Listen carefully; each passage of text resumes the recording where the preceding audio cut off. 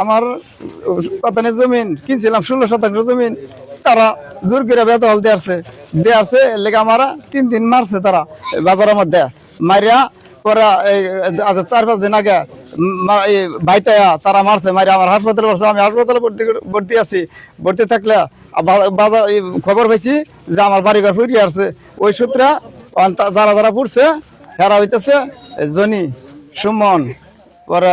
আজাহার আমিরুল পরে সবুজ চাই আমি 3টা বাচ্চা কাচ্চা লিয়ে আমি কুম্ভা যাবো না আমার বাড়িঘর উঠবার দিত না মায়ের বস্তাত বলবো আমি এই দেশে তারাই দিব কিন্তু এরা বলবো না এই ঘটনা বলবো না এরা দেখলেই মানুষ অচিন্ত হয়ে যায় ডরে ছাড় দিয়ে দেয় এই লোক এরম নিরুবা লোক সাতের মধ্যে নাই নলা থানার মধ্যে নাই এরম লোক কিন্তু এই লোকটার এই অবস্থা করছে এটা অচিন্ত একটা ঘটনা হয়েছে এরকম ঘটনা আর হয় না দেশের মধ্যে